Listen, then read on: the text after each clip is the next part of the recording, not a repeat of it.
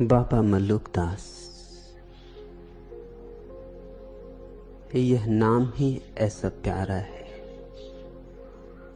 कि तन मन प्राण में मिश्री घोल दे। ऐसे तो बहुत संत हुए हैं, सारा आकाश संतों के जगमगाते तारों से भरा है, पर मल्लुकदास की तुलना किसी और से नहीं हो सकती। मल्लुकदास बेजोड़ है। उनकी अद्वितीयता उनके अल्हड़पन में, मस्ती में, बेखुदी में। यह नाम मलुक का मस्ती का पर्यायवाची हो गया। इस नाम में ही कुछ शराब है। यह नाम ही दोहराओ तो भीतर नाच उठने लगे। मल्लुकदास न तो कवि हैं, न दार्शनिक हैं, न धर्म शास्त्री, दीवाने हैं, परवाने हैं। और परमात्मा को उन्होंने ऐसे जाना है जैसे परवाना क्षमा को जानता है। वह पहचान बड़ी और है, दूर दूर से नहीं, परिचय मात्र नहीं है। वह पहचान अपने को गंवा के, अपने को मिटा के होती।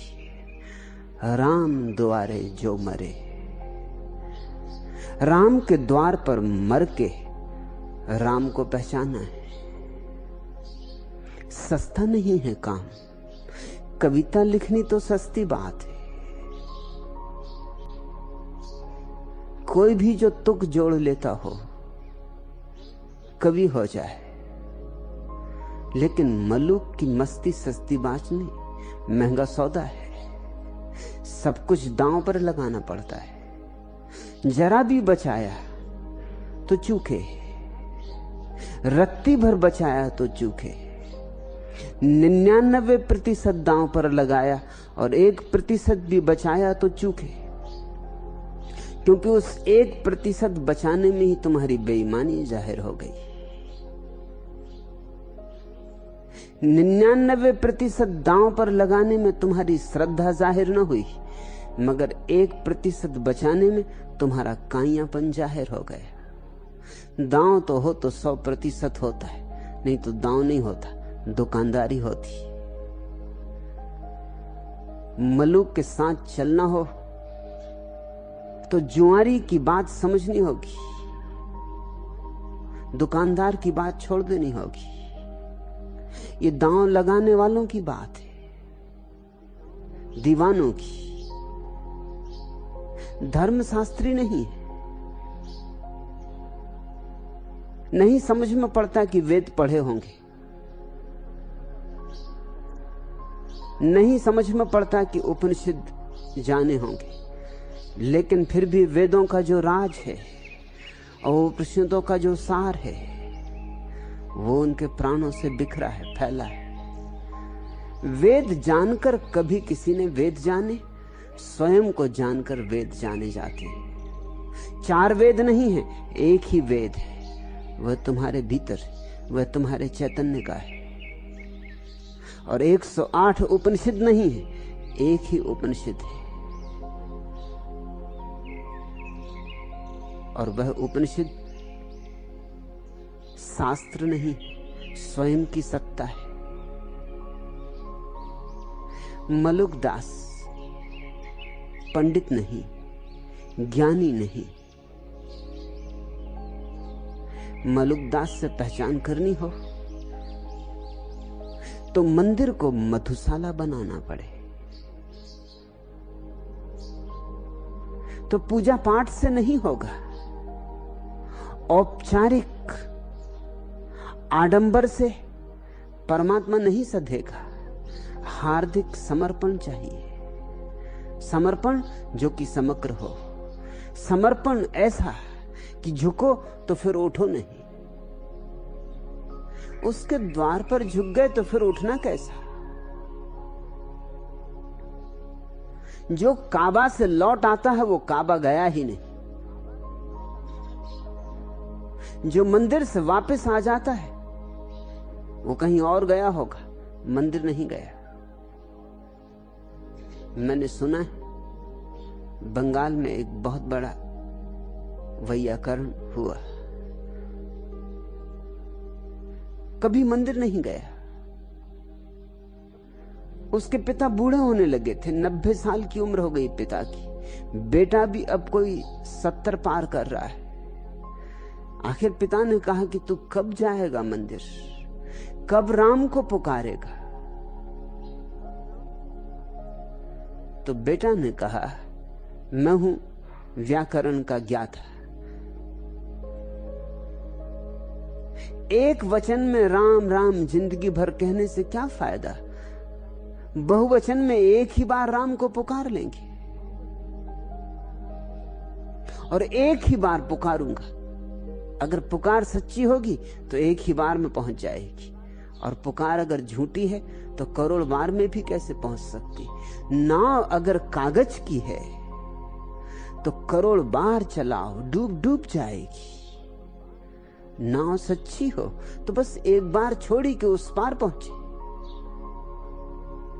ऐसे अंधेरे में तीर चलाने से क्या फायदा है? एक बार समग्र शक्ति लगाकर सारी आंखों को एकजुट करके, एकाग्र करके पुकार लूंगा राम को। पिता ने कहा, मैं बूढ़ा हो गया हूं, तू भी 70 साल का हुआ, अब इन व्यर्थ की बातों में मत लगा रहे। जब भी तुझसे कहता हूं तभी तो ये बात कहता है, एक बार पुकार लूंगा। आखिर कब पुकारेगा? तो उसने कहा, आज ही पुकार लेता। बेटा मंदिर गया, जैसे बाप भी रोज मंदिर जाता था, जिंदगी भर का नियम था। बाप राह देखता रहा कि बेटा लौटता होगा, लौटता होगा, लौटता होगा। नहीं लौटा। दोपहर होने लगी, सूरज ढलने लगा तो बाप भागा मंदिर गया कि बात क्या हुई। तब तक मंदिर से भी लोग आ रहे थे। उन्होंने कहा कि तुम्हारा बेटा तो चल बसा। उसने तो बस एक बार मूर्ति के सामने खड़े होकर जोर से राम को पुकार दी और वहीं गिर गया, फिर उठा नहीं। ऐसा रास्ता है जुआरी का। राम द्वारे जो मरे वह परम जीवन को उपलब्ध हो जाता है। लेकिन हम हैं चालबाज, हम हैं होशियार। होशियारी ही हमारी डुबा रही है, हमारी होशियारी ही हमारी फांसी बनी। हम परमात्मा के साथ भी हिसाब किताब से चलते, उसके साथ भी हम सौदा करते।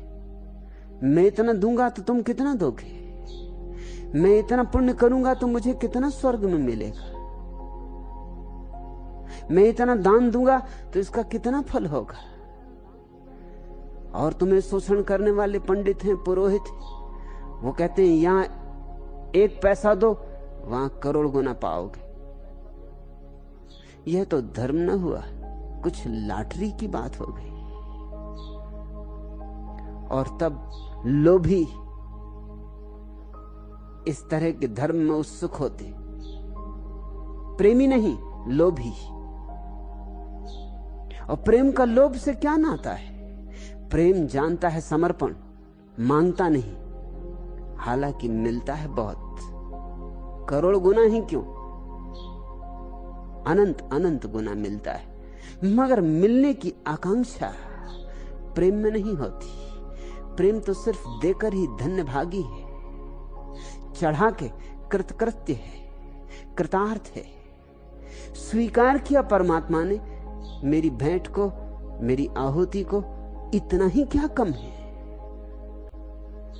इतना आनंद बहुत है, इतना आनंद भी समाएगा नहीं, छाती छोटी पड़ जाएगी, पूरा आकाश छाती में उतर आएगा। प्रेमी देने में मस्त होता है, लोभी देता भी है अगर, तो आंख के कोनों से देखता रहता है कि वापस मिल रहा है कि नहीं मिल रहा है, और ज्यादा मिल रहा है कि नहीं मिल रहा है। जितना लगाया है कम से कम ब्याज सहित तो मिलना ही चाहिए, और जिसको ब्याज की चिंता है वह निर्ब्याज नहीं हो पाता, सरल नहीं हो पाता। जिसको पाने की आकांक्षा है उसका त्याग झूठा। त्याग तो सच्चा तभी है जब त्याग अपने आप में अपना लक्ष्य है, कोई और गंतव्य नहीं, कोई और मंजिल नहीं। जब त्याग अपने में अपना आनंद है। इसलिए मलुकदास कहते हैं, राम द्वारे जो मरे। आते हो इस रास्ते पर तो मरने की तैयारी लेकर आना। ये रास्ता परवानों का है, और कितनी सदियां हो गई परवाने समाओं पर मरते ही जाते हैं, क्योंकि मरने में कुछ राज है जो परवाना ही जानता है। दूर खड़े हुए देखने वाले दर्शक उस सत्य को कभी नहीं देख सकते। वह आंतरिक अनुभव है, मिटने का मजा, गलने का मजा, खो जाने का मजा परवाना जानता है। और परमात्मा तो परम ज्योति है। उस परम ज्योति के सामने तुम्हें खो जाने की तैयारी करनी होगी।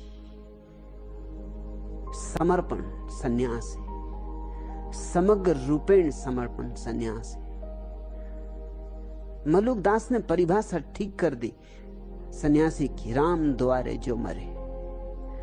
राम के द्वार पर झुक गया सिर तो उठना क्या, लौट कर देखना क्या,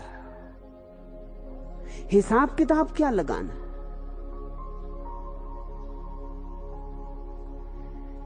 मलुकदास के जीवन के संबंध में कुछ थोड़ी सी बातें ज्ञात हैं।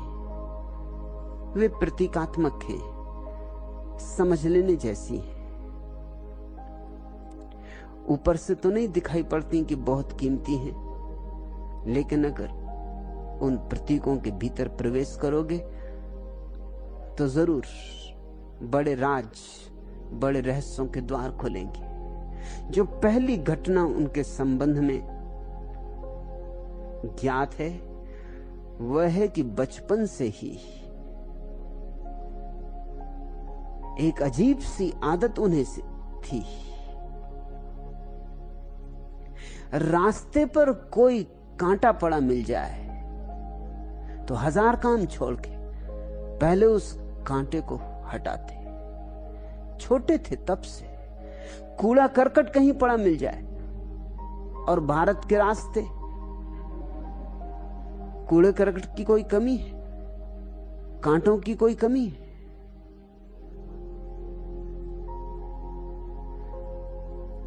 काम के लिए भेजा जाता तो घंटों लग जाते, क्योंकि पहले वो रास्ता साफ करें, कूड़ा करकट हटाएं, कांटे बीने। कभी कभी सुबह घर से भेजे जाएं कि जाके बाजार से सब्जी ले आओ, सांझ लौटे। दिन भर मां उनकी राह देखी कि तुम रहे कहां, गए कहां, तो कहते और भी जरूरी काम आ गए, सब्जी से भी ज्यादा जरूरी काम आ गए। रास्ते पर कांटे थे, कूड़ा करकट था, उसे बीना, हटाया। ऐसे तो ये छोटी सी बात है, लेकिन छोटी नहीं। जीवन भर भी यही किया, लोगों के रास्तों पर से कांटे बीने, लोगों के जीवन से कांटे बीने, लोगों के मनों में भरा हुआ कूड़ा कचरा साफ किया, पूत के लक्षण पालने में। एक सद्गुरु ने ये उन्हें करते देखा था।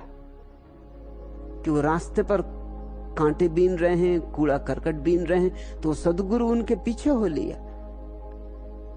दिन भर इस छोटे से बच्चे की ये अद्भुत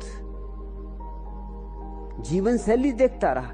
सांझ को लौट कर उसने मलुकदास के पिता सुंदरदास को कहा, धन्यभागी हो तुम, तुम्हारे घर एक सदगुरु पैदा हुआ है। सुंदरदास ने तो सिर ठोंक लिया। सुंदरदास ने कहा, हम परेशान हैं सदगुरु से, किसी काम का नहीं, छोटे मोटे काम को भेजो, दिन भर व्यतीत हो जाता, लौटते ही नहीं। ये तो किसी भंगी के घर पैदा होता तो अच्छा था, ये पिछले जन्म का भंगी होगा। इसको पता नहीं क्या धुन है, मारा पीटा धमका, सब तरह से समझाया कि ये अपना काम नहीं, तुझे क्या लेना देना है, और कुछ करना है कि रास्ते ही साफ करते रहने। मगर छोटा सा बच्चा मलुकदास हंसता और वो कहता कि यही काम जिंदगी भर मुझे करना है, सो अभ्यास कर रहा हूं। लेकिन उस सदगुरु ने कहा कि मत ऐसी बात कहो, तुम्हें पता नहीं तुम क्या कह रहे हो, तुम्हारे घर ज्योति उतरी है, अभी कुछ और नहीं कर सकता, छोटा बच्चा है तो बाहर का कूड़ा कचरा साफ कर रहा है, जल्दी ही ये भीतर का कूड़ा कचरा साफ करेगा। बहुत लोगों के जीवन इसके कारण स्वच्छ और निर्मल होंगे। और देखते हो, सदगुरु ने कहा, यह आजान बाहु है, इसकी बाहुएं कितनी लंबी है, घुटनों तक पहुंचती है। या तो ये चक्रवर्ती सम्राट होगा और या एक अद्भुत बुद्ध पुरुष। जैसे बुद्ध के संबंध में जोशियों ने कहा था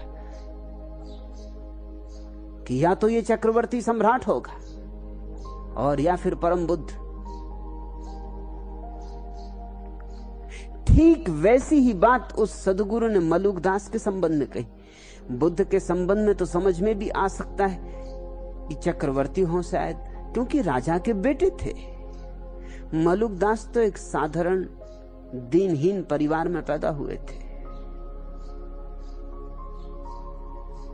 इनके संबंध में तो कल्पना भी करनी कि चक्रवर्ती सम्राट होंगे असंभव थी। बुद्ध तो हो भी सकता था कि चक्रवर्ती सम्राट हो जाए, सम्राट के बेटे थे, राज्य और थोड़ा बड़ा हो सकता है। लेकिन मलुकदास, पिता ने पूछा कि मजाक तो नहीं कर रहे, ये कोई बुद्ध तो नहीं है, बुद्ध तो चक्रवर्ती सम्राट हो सकते थे, मगर ये तो मुझ गरीब का बेटा है, ये कैसे चक्रवर्ती सम्राट होगा। सदगुरु ने जो बात कही वह बड़ी प्यारी। उसने कहा कि ये सदगुरु हो जाएगा, वही चक्रवर्ती सम्राट होना। दुनिया जीत के थोड़ी जीती जाती है, परमात्मा को जो जीत लेता है वो दुनिया को जीत लेता है। दुनिया को जीतने के दो ढंग, एक सिकंदर का ढंग है और एक बुद्ध का। सिकंदर दुनिया जीतने चलता है और हारा हुआ मरता है, खाली हाथ जाता है। और बुद्ध दुनिया नहीं जीतते, अपने भीतर विराजमान परम सत्य को जीतते, और उसको जीतते ही सारी दुनिया जीत ली जाती। मैंने सुना है, पुरानी कथा है, शिव जी अपने बच्चों के साथ खेल रहे हैं, गणेश और कार्तिकेय।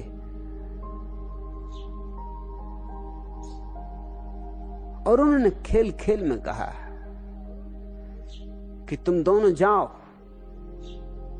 और दुनिया का चक्कर लगा के लौटो, जो पहले आ जाएगा उसे इनाम मिलेगी। कार्तिकेय तो एकदम रफू चक्कर हो गए, इधर उसने सुनी कि भागा। गणेश जी वैसे भी भाग नहीं सकते, ऐसा शरीर लेके कहां भागेंगे और कार्तिकेय से कहां जीत पाएंगे। लेकिन पुरस्कार गणेश को मिला। कैसे मिला ये पुरस्कार? ये कथा प्यारी है और बड़ी सूचक है। गणेश कहीं नहीं गए, शिव जी ने खुद भी कहा कि उठो भी, कुछ 2-4 कदम तो चलो। कार्तिकेय चक्कर लगाने चला गया सारे विश्व का भ्रमण करके, वो आता ही होगा। गणेश जी ने कहा फिक्र छोड़े। वो उठे और उन्होंने शिव जी का एक चक्कर लगाया और कहा कि ये मेरा सारी दुनिया का चक्कर हो गया। आपका चक्कर लगा लिया, फिर क्या शेष बचा? कार्तिकेय जब तक आया तब तक पुरस्कार बंट चुका था। शिव ने कहा कार्तिकेय मैं क्या कर सकता हूं, तू हार गया दांव, गणेश जीत गया।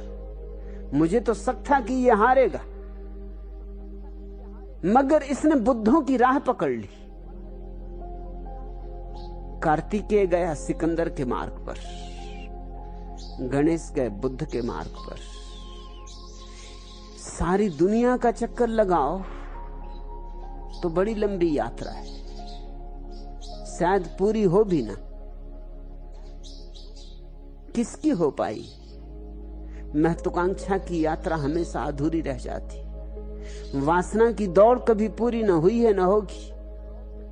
वासना दुष्पूर है, लेकिन जो स्वयं को पा लेता, जो परमात्मा को पा लेता, उसने सब पा लिया। उसे पाने को क्या रहा? मालिक को पा लिया तो उसकी सारी मालकियत अपनी हो गई। एक सम्राट लौटता था अपने घर सारी दुनिया की विजय यात्रा करके, उसकी 100 रानियां थी। उसने खबर भेजी कि जिसे जो चाहिए हो मैं लेता हूं। किसी ने कहा कोहिनूर हीरा लेते आना, और किसी ने कहा कि स्वर्ण आभूषण लेते आना, और किसी ने कहा कि साड़ियां लेते आना, और किसी ने कुछ। लेकिन सबसे छोटी रानी ने कहा मेरे मालिक तुम वापस आ रहे हो, और क्या चाहिए? बस तुम आ जाओ सकुशल। सम्राट सबके लिए भेंटें लाया।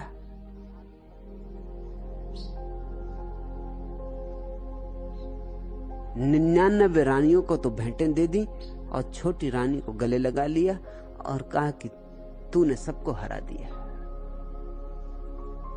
तूने मुझे पा लिया, और मुझे पा लिया तो मेरी सारी मालकियत तेरी हो गई। तू होशियार है। ये जो 99 मेरी रानियां हैं बड़ी होशियार दिखाई पड़ती, बड़ी नासमझ सिद्ध हुई। यह दुनिया बड़ी अद्भुत है, इसका गणित बहुत अद्भुत है। यहां जो समझदार साबित होने चाहिए समझदार साबित नहीं होते, बड़े नासमझ सिद्ध होते। यहां नासमझ समझदार सिद्ध हो जाते। मलुकदास की गिनती तुम नासमझों में करो। इन्होंने मालिक को पा लिया और सब पा लिया। यह तो बचपन की पहली घटना मलुकदास के संबंध में ज्ञात है कि वो कूड़ा कचरा रास्तों से साफ कर देते थे। और एक सदगुरु ने कहा था उनके पिता को कि घबराओ मत, चिंतित मत हो, तुम्हारे घर ज्योति उतरी है, यह बहुतों के जीवन से कूड़ा कचरा दूर करेगा। ये तो केवल बाहर की सूचना दे रहा है, अभी ये प्रतीकवत है।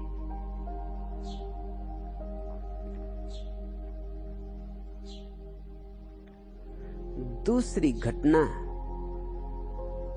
बचपन के संबंध में जो रोज रोज घटती थी, जिससे माँ बाप परेशान हो गए थे, वह थी साधु सत्संग। कोई आ जाए साधु, कोई आ जाए संत, फिर मलुकदास घर की सुध बुध भूल जाते। दिनों बीत जाते, घर न लौटते, साधु संग में लग जाते। घर में जो भी होता साधुओं को दे देते। साधुओं को तो बहुत लोगों ने दिया है, लेकिन जिस ढंग से मलुकदास ने दिया है वैसा किसी ने शायद ही दिया हो। चोरी करके देते। माँ बाप आज्ञा ना दें तो घर में से ही चोरी करके,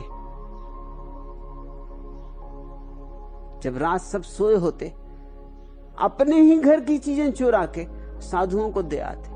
क्योंकि कोई साधु है जिसके पास कंबल नहीं और सर्दी उतरने लगी, और कोई साधु है जिसके पास छाता नहीं और वर्षा सिर पे खड़ी, तो चोरी करके भी बांटते। कभी कभी चोरी भी पुण्य हो सकता है।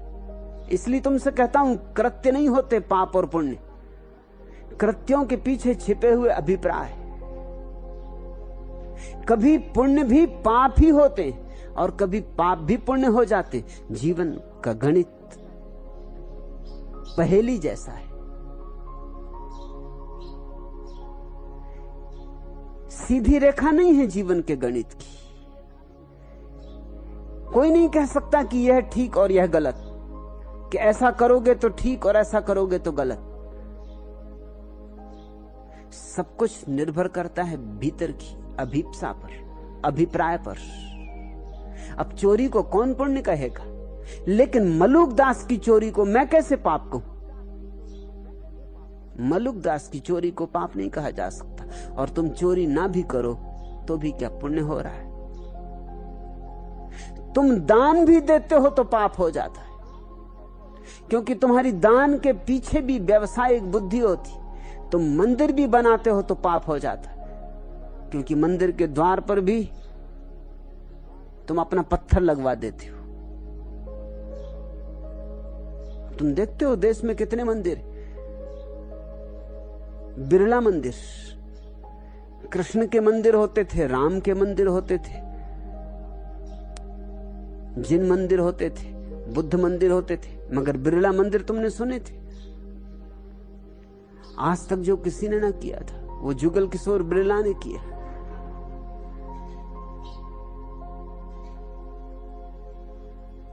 मैंने तो सुना है जब जुगल किशोर बिरला मरे, मेरे परिचित थे, मुझसे भी उन्होंने व्यवसायिक संबंध बनाना चाहा था। मुझसे भी कहा था कि अगर आप हिंदू धर्म का प्रचार करें तो जितने धन की जरूरत हो वो मैं देने को तैयार हूं। मैंने कहा अपना धन आप अपने पास रखो। जहां हिंदू है, जहां मुसलमान है, जहां ईसाई है, वहां धर्म कहां? मैं किसी धर्म का प्रचार नहीं कर सकता हूं। मुझे बहुत हैरानी से देखा था और एक ही शब्द कहा था कि आप जैसे लोग हमेशा अटपटे क्यों होते? मैं सब कुछ देने को, बेशर्त देने को तैयार हूं, जितना धन चाहिए, लेकिन दुनिया भर में हिंदू धर्म का प्रचार होना चाहिए। दो चीजों का प्रचार, हिंदू धर्म और गौ माता। मैंने कहा यह मुझसे नहीं हो सकता, यह असंभव है। जब जुगल किशोर मरे तो स्वभाव था उन्होंने सोचा था कि स्वर्ग पहुंचेंगे, क्योंकि इतने मंदिर बनवाए हैं, अब और क्या चाहिए, और पहुंचे भी स्वर्ग। तो स्वभाव था आकड़ से प्रवेश किया, द्वारपाल से पूछा कि मुझे स्वर्ग मिला है, इसका कारण जानते हो? द्वारपाल ने कहा कारण सभी जानते। जुगल किशोर बिरला ने कहा कि निश्चित ही, तो मतलब मेरे पहले मेरी सुगंध पहुंच चुकी। मैंने इतने मंदिर जो बनवाए। द्वारपाल ने कहा भ्रांति में, आप मंदिरों के कारण यहां प्रवेश नहीं कर रहे हैं। मंदिरों के कारण तो आपको नरक जाना पड़ता। ये तो आपने एम्बेसडर गाड़ी बनाई उसकी वजह से।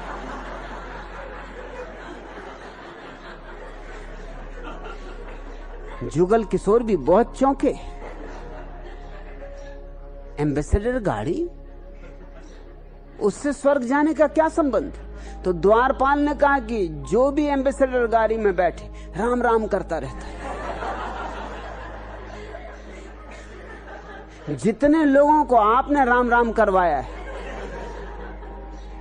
उतनों को बड़े बड़े पंडित, बड़े बड़े पुरोहित भी नहीं करवा सके। चीज भी अद्भुत बनाई है एम्बेसडर गाड़ी।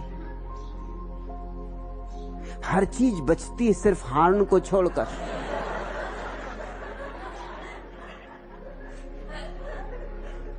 जो बैठता है वो राम राम करता है, जो उसको देखता है वो राम राम करके एकदम रास्ते से हट जाता है।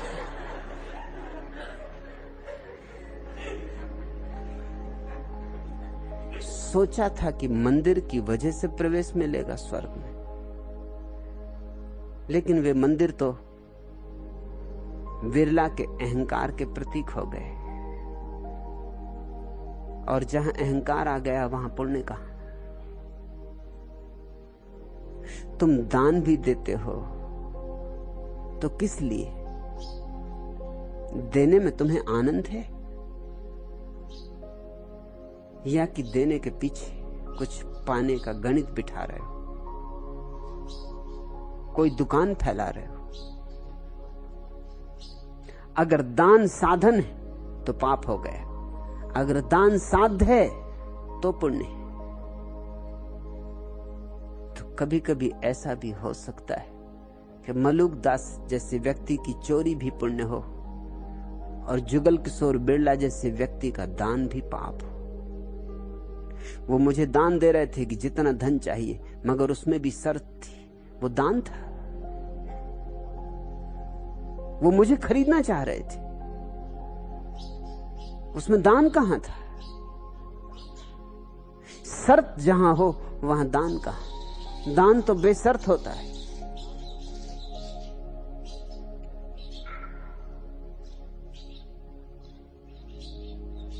कुछ चमत्कारों की भी घटनाएं बाबा मलुक दास के सामने में जुड़ी हैं।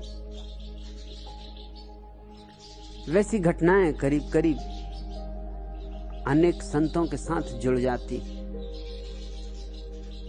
उनके जुड़ जाने के पीछे राज है। उनको तथ्य मत समझना, तथ्य समझा तो भ्रांति हो जाती। उनको केवल संकेत समझना, वे सांकेतिक है। जैसे जीसस के संबंध में कथा है कि उन्होंने लजारस को मुर्दे से जगा दिया, वापस बुला लिया, आवाज दी लजारस निकल कब्र से, और लजारस कब्र से बाहर निकल आया। मरे 4 दिन हो चुके थे। वैसी ही कहानी मलुक दास के संबंध में कि अपने एक शिष्य को उन्होंने मौत की दुनिया से वापस बुला लिया था।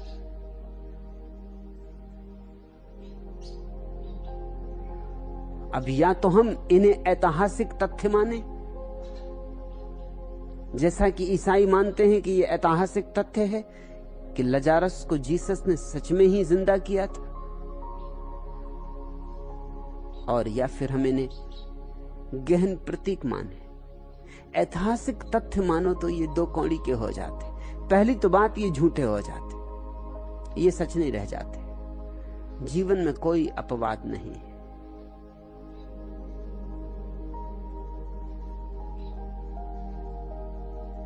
जीवन का नियम सबके लिए समान है। कोई मृत्यु से वापस नहीं लौटता, कोई लौटा नहीं सकता। अगर जीसस लजारस को मृत्यु से वापस लौटा सकते थे तो फिर सूली पर मरे क्यों? खुद को ना लौटा सके, लजारस को लौटा लिया।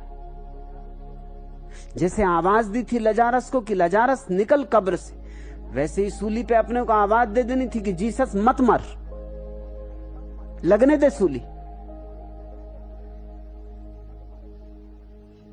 मलुक दास ने किसी शिष्य को मर गया था और जिंदा कर लिया, फिर मलुक दास कहां है? वे भी मर गए। खुद मरते वक्त याद न रही अपनी कला, अपना चमत्कार। नहीं, ये ऐतिहासिक तथ्य नहीं।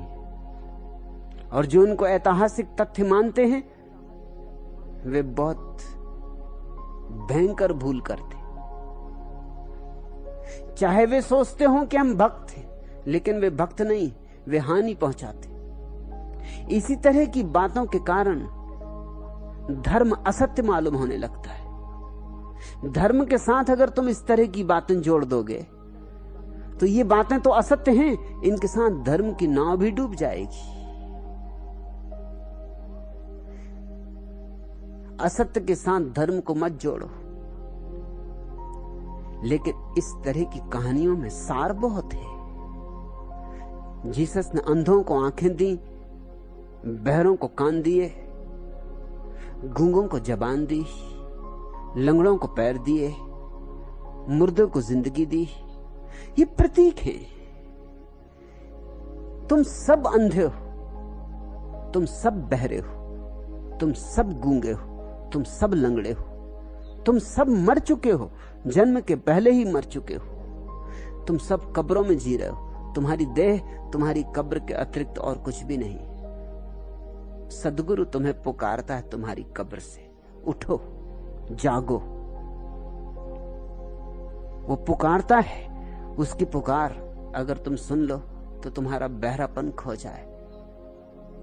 उसका स्पर्श अगर तुम अनुभव कर लो तो तुम्हारी बंद आंखें खुल जाएं। बंद आंखें खुल जाएं अर्थात अब तक जो धुंध था वो छट जाए, जो अंधेरा था वो कट जाए, जो पर्दा था वो हट जाए।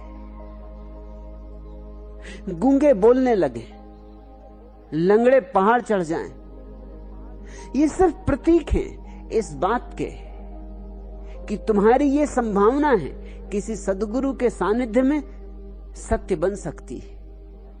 तुम लंगड़े नहीं हो, तुम जीवन के परम शिखर पर चढ़ने के योग्य हो, मगर तुम्हें अपनी योग्यता भूल गई। जैसे किसी पक्षी को अपने पंखों की याद न रही हो। और ऐसा हो सकता है।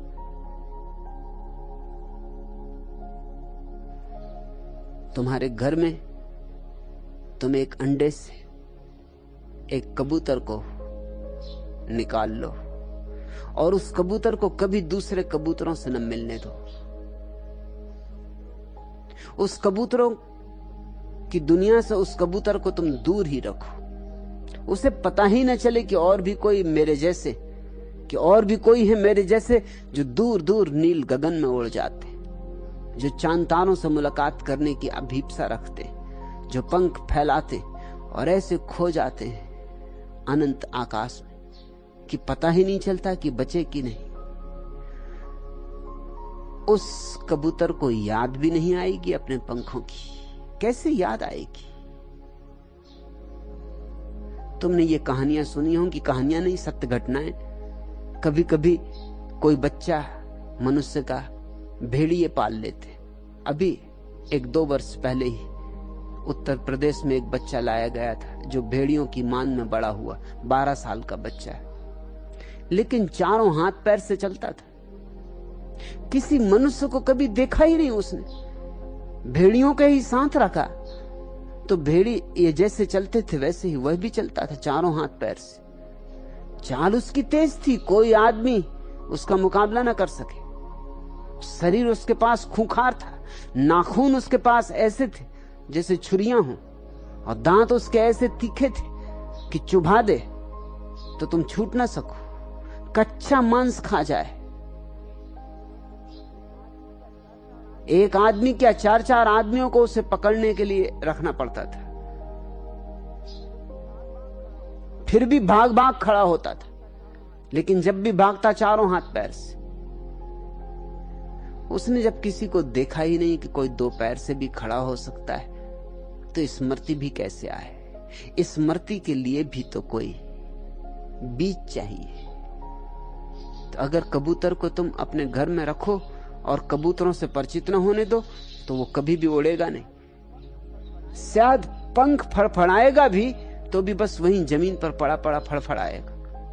और ऐसी ही प्रत्येक मनुष्य की स्थिति है। जब तक तुम्हें बुद्धों का सत्संग न मिले, जब तक तुम्हें सद्गुरु का साथ न मिले, तुम अपने पंख न खोल सकोगे, न आंख खोल सकोगे, न तुम पहाड़ की उन ऊंचाइयों को चढ़ सकोगे जो तुम्हारी। तुम उस परम पद को न पा सकोगे जिसका दूसरा नाम परमात्मा है, और तुम सत्य को न देख सकोगे क्योंकि तुम्हारी आंखें असत्य के पर्दों से ढकी रहेंगी। और तुम क्या खाक जिंदा हो? तुम्हारी जिंदगी क्या है? एक धोखा है। नाम मात्र को जिंदा हो, खा लिया, पी लिया, उठ लिए, सो लिए, चल लिए, काम कर लिया, सांस आई, सांस गई। 70 साल यूं गुजर गए जैसे नदी में पानी बह जाए, और फिर एक दिन मिट्टी में गिर गए। तुम्हारी जिंदगी क्या है? इस जिंदगी को अभी शाश्वत का कुछ भी तो पता नहीं। यह जिंदगी तो खिलौनों में उलझी।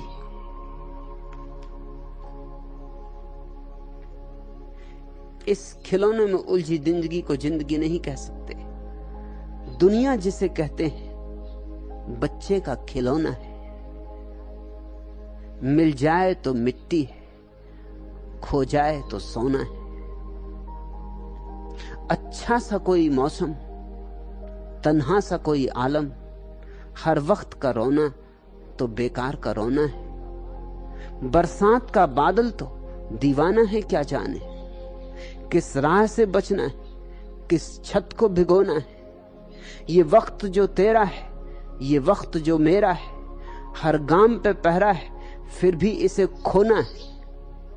गम हो कि खुशी दोनों कुछ दूर के साथी, फिर रास्ता ही रास्ता है, हंसना है न रोना है। आवारा मिजाजी ने फैला दिया आंगनियों, आकाश की चादर है, धरती का बिछोना है। दुनिया जिसे कहते हैं बच्चे का खिलौना है। मिल जाए तो मिट्टी है, खो जाए तो सोना है। इस दुनिया का अद्भुत नियम है, मिल जाए तो मिट्टी है, खो जाए तो सोना है। जो तुम्हें मिल जाता है वही मिट्टी हो जाता है। तुम्हारा हाथ सोने को लगा कि वो भी मिट्टी हो जाता है। तुम इतने मुर्दा हो कि तुम्हारे हाथ में जिंदगी आते आते मौत हो जाती। तुमने जो भी पा लिया है सब बेकार हो गया। हां, आकांक्षा भटकती है दूर दूर। जो नहीं मिलता है, दूर के ढोल सुहावने मालूम पड़ते, और उसके लिए तुम दौड़ते रहते, दौड़ते रहते, दौड़ते दौड़ते गिरते हो, एक दिन मिट जाते हो। एक दिन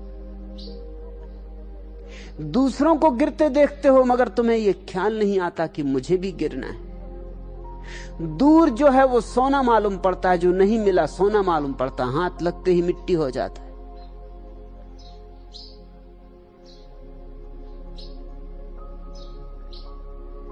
इससे तुम जिंदगी कहोगे? अगर यही जिंदगी है तो फिर मौत क्या होगी? मौत और क्या हो सकती? जिंदगी तो वह है जहां शाश्वत का अनुभव, जहां परमात्मा भीतर विराजमान हो,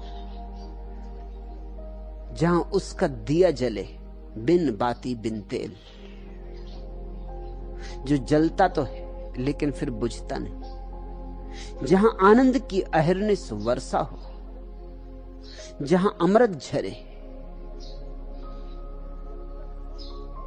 जब तक तुम ऐसी शाश्वतता से परिचित न हो जाओ जिसकी कोई मृत्यु नहीं, जब तक तुम कालातीत को न पहचान लो, तब तक मत समझना कि तुम जिंदा हो। इसी अर्थ में मल्लुकदास की घटना को मैं लेना चाहूंगा, इसी अर्थ में जीसस की घटनाओं को लेता हूं। शिष्य मुर्दा हैं,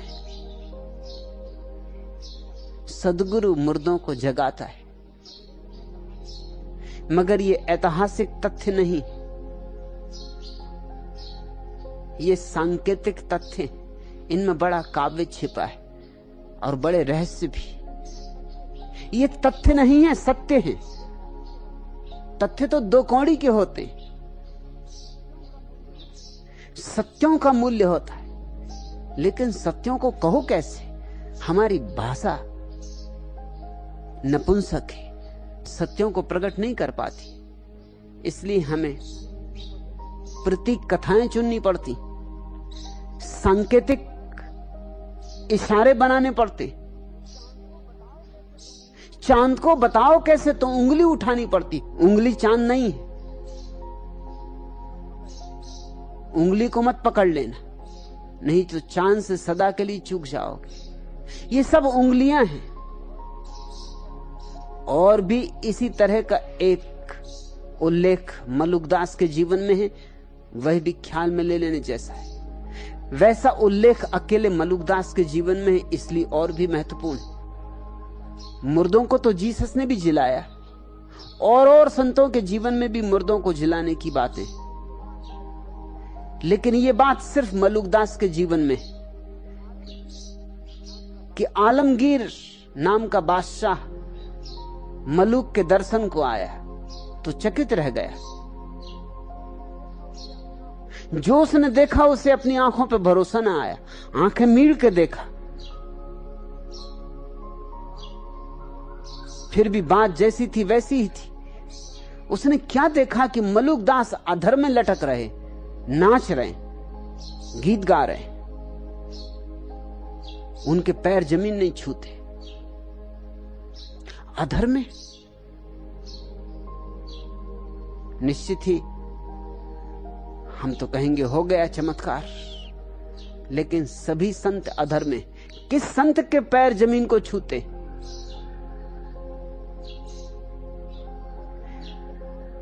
जो जमीन के आकर्षण से मुक्त हो गया, वो जमीन के गुरुत्वाकर्षण से भी मुक्त हो गया। ऐसे आंखों से देखोगे चमड़े की तो जमीन को छूते हुए मालूम पड़ते हैं, मगर किसी संत के पैर जमीन को नहीं छूते। ज़ैन फकीर रिंझाई अपने शिष्यों को कहता था कि देखो, एक बात याद रखना, पानी में चलना तो जरूर, मगर याद रहे पानी पैर को न छुए। शिष्यों ने बहुत बार जाके गांव के बाहर नदी में चलकर देखा, क्या करें, पानी छूता था। बहुत ध्यान करते, झाड़ों के नीचे बैठते, बुद्ध की तरह घंटों बैठे रहते, फिर उठते, फिर नदी में चलते, वो फिर पानी पैर को छू लेते। फिर उन्होंने कहा, ये भी क्या शर्त लगा दी, पानी है तो पैर को छुएगा ही, और जब नदी में से निकलोगे तो पैर को छुएगा नहीं, तो कैसे तुम बचोगे? लेकिन जब भी वो जाते तो रिंझाई पूछता, क्या हुआ? याद रखना, पैर चलें तो पानी से जरूर, मगर पानी पैर को छुए ना, तभी समझूंगा कि ध्यान हुआ। शिष्य तो थक गए, नहीं ये बात तो पूरी होने वाली नहीं, और ये ऐसी शर्त लगा दी है कि अब ध्यान भी पूरा होने वाला नहीं। फिर एक बार यात्रा को जाते थे, संयोग से रास्ते में नदी पड़ी। शिष्य बड़े खुश हुए कि आज पक्का पता चल जाएगा कि रिंझाई के पैर को पानी छूता कि नहीं। रिंझाई तो मजे से उतरा पानी में, डट के पानी ने छुआ। शिष्य तो बीच ही नदी में खड़े हो गए कि रुकिए महाराज, हमारी जान लिए लेते हैं, आपके खुद के पैर पानी छू रहे हैं। रिंझाई ने कहा, कहां? मेरे पैर पानी नहीं छू रहे, ना पानी मेरे पैरों को छू रहा है। जरा गौर से देखो, जरा मुझे देखो, तुम पानी देख रहे हो, मुझे नहीं देख रहे।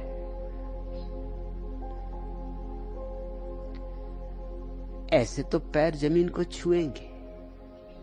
बुद्ध चले कि जीसस चले कि मलुकदास कि कबीर कि नानक, ऐसे तो पैर जमीन को छुएंगे। लेकिन तुमसे मैं कहता हूं, अगर संतों को पहचानोगे तो नहीं छूते, नहीं छुएंगे, नहीं छू सकते, क्योंकि संत गुरुत्वाकर्षण से मुक्त हो गया। अब जमीन का उसे कोई आकर्षण नहीं, मिट्टी का उसे कोई मोह नहीं। जिसने अपनी देह से तादात्म्य छोड़ दिया, जिसने जान लिया कि मैं देह नहीं हूं, उसने जान लिया कि मैं मिट्टी नहीं हूं। बस यही अर्थ है अधर्म हो जाने का। फिर आकाश में ही क्यों नहीं चला जाता संत? अधर में क्यों? अधर का मतलब बीच में, वो भी प्रतीक है मध्य का। संत हमेशा मध्य में होता है, अतियों से हमेशा मुक्त होता है। कुछ लोग हैं जो एक चीज को छोड़ते हैं तो दूसरी चीज को पकड़ लेते हैं, अति पे चले जाते हैं। धन छोड़ते हैं तो त्याग पकड़ लेते हैं, ये अति हो गई। भोजन छोड़ते हैं तो उपवास पकड़ लेते हैं, ये अति हो गई। संसार छोड़ते हैं, संन्यास पकड़ लेते हैं, ये अति हो गई। संत तो सदा मध्य में होता है। बुद्ध ने कहा मध्यम निकाय, उसका रास्ता तो बीच का है, वो अतियों से बचता है। जैसे घड़ी के पेंडुलम को तुम बीच में पकड़ कर रोक दो, न बाएं जाए न दाएं, तो क्या होगा? घड़ी की चाल बंद हो जाएगी, समय रुक जाएगा, समय ठहर जाएगा। मन का नियम है, या तो वो बाएं जाता है अति पर, या दाएं जाता अति पर। जो आदमी भोजन भट्ट है वो कभी भी उपवासी हो सकता है, ख्याल रखना। भोजन भट्ट आज नहीं कल उर्ली कांचन जाएगा। उर्ली कांचन जाओ तुम, जो भी मिले समझना कि भूतपूर्व भोजन भट्ट। ये तो उर्ली कांचन किस लिए जाएंगे? वो जो स्त्रियों के पीछे दीवाना रहा है, आज नहीं कल स्त्रियों को छोड़ के भागेगा, ब्रह्मचर्य का व्रत लेगा। जो भी ब्रह्मचर्य का व्रत ले, समझ लेना व्यभिचारी रहा है। नहीं तो ब्रह्मचर्य के व्रत की क्या जरूरत है? व्यभिचारी ही ब्रह्मचर्य का व्रत लेते, और ब्रह्मचर्य का व्रत लेना पड़े तो वो व्रत होने के कारण ही झूठा हो जाता। व्रत का अर्थ होता है जबरदस्ती थोपा, संकल्प की शक्ति से थोपा, अपने को बांधा नियंत्रण में, यम में, नियम में, संयम में, अपने चारों तरफ बागुड़ लगाई ताकि कहीं कोई खतरा ना हो जाए। अपने हाथों में खुद ही जंजीरें पहनानी कि कहीं किसी कमजोर क्षण में छूट ना भागूं। अपने को सब तरफ से घेर लिया ताकि निकलना भी चाहूं तो निकल ना पाऊं। जो व्यभिचारी रहा है वो ब्रह्मचर्य का व्रत लेगा, और जो भोगी रहा है वो आज नहीं कल योगी हो जाएगा। जिन जिन को तुम सिर के बल खड़े देखो, सावधान हो जाना, ये भोगी है जो अब उल्टे खड़े हो गए।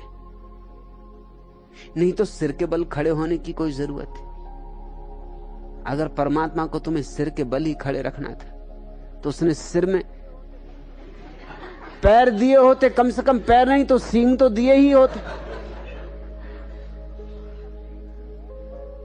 कम से कम 3 सींग की तिपाही की तरह खड़े हो जाते।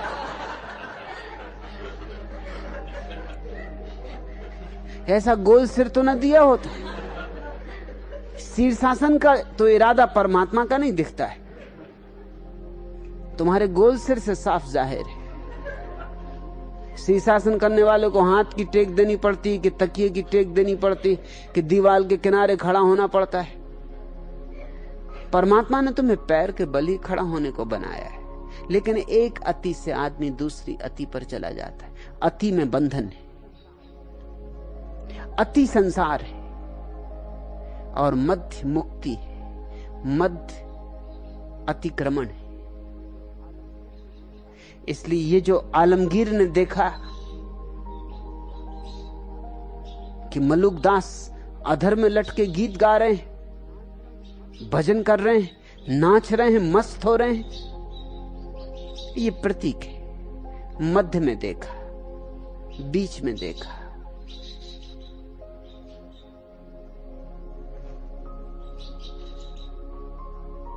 मुल्ला नसरुद्दीन एक रात देर से घर लौटा।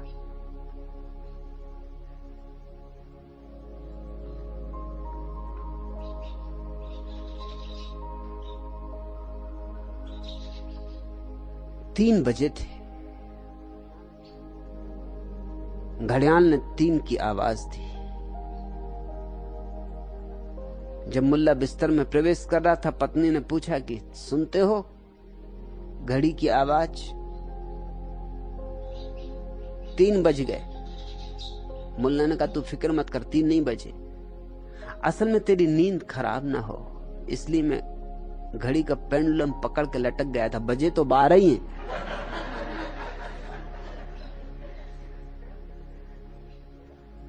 वो जैसे मैंने पेंडुलम छोड़ा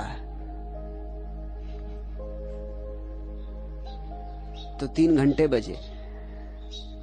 थोड़ी देर और मुझे पकड़े रहना था, लेकिन पता कैसे चले कि अब घंटे बजने का समय बीत गया। तो 9 घंटे तो मैंने बचाए, मगर 3 बज गए।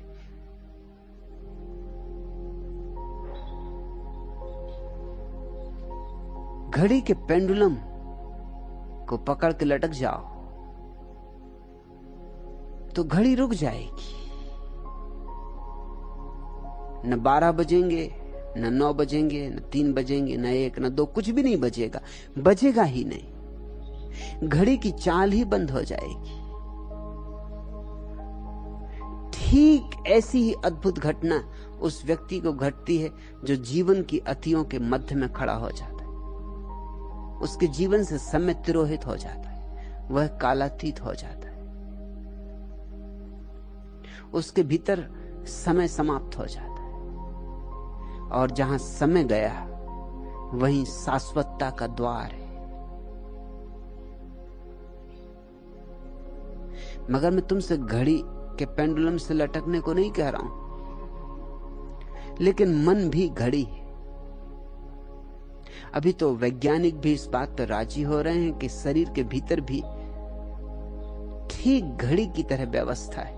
इसलिए तो तुम्हें अगर 12 बजे तुम रोज भोजन करते हो तो ठीक 12 बजे पेट खबर दे देता है कि अब भोजन का वक्त हुआ। तुम अगर रोज 10 बजे रात सोते हो तो 10 बजे तुम्हारी आंखें झपकने लगती, जम्हाई आने लगती। तुम्हारे भीतर एक घड़ी है जो चुपचाप चल रही है।